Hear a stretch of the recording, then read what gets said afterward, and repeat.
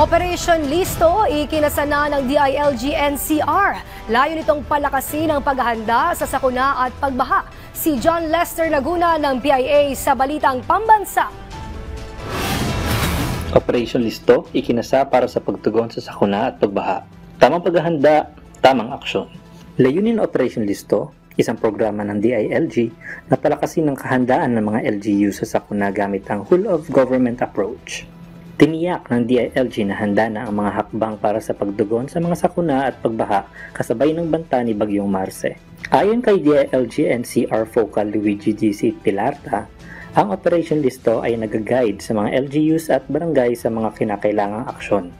Ang DILG bilang Vice Chair ng Disaster Preparedness of the National Disaster Risk Reduction and Management Council ay nakikipagtulungan sa iba't ibang ahensya ng pamahalaan para mas mapalakas ang disaster preparedness sa local government level.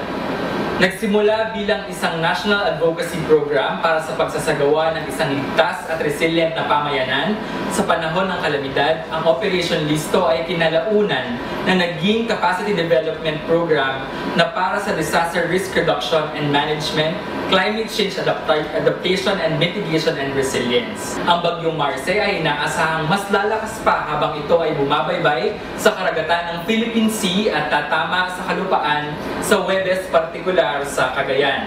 Subalit wala itong direktang epekto sa Kamaynilaan, inaasahan na magiging maulap ang panahon at makararanas ng panakanakang pag-ulan na dulot ng mga localized thunderstorms sa hapon at sa gabi. Kung pagbabatayan ang forecast ng Pag-asa, hindi sakop ng Critical Preparedness Action Level or CPA level ng Operation Listo for typhoon ng Alpha, Bravo o Charlie. Ngunit upang mabigyan ng sapat na kaalaman ang lahat, ang CPA level ay magbubukod batay sa mga kategoryang ito.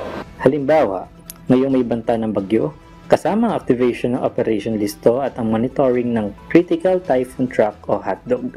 Sa Alpha, nagiging aktibo ang mga hakbang kapag ang bagyo ay nasa Philippine Area of Responsibility. Tinitiyak ng lokal na pamahalaan ang kahandaan ng kagamitan at tauhan.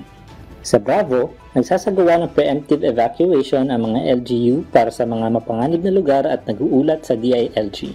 Sa Charlie, kinakailangan ang mandatory evacuation at kumpletong deployment ng emergency response teams. Sa ilalim ng nasabing programa, nabuo ang mga hazard-specific disaster preparedness manuals kung saan nakapaloob ang mga institutionalized local protocols na maaaring makatulong upang mas maging handa ang mga LGUs at ang ating mga komunidad. Layunin ng Operation Listo Manual na standardize ang mga protocol para sa maagang paghahanda at pagtugon sa mga banta ng climate change at iba pang hazards.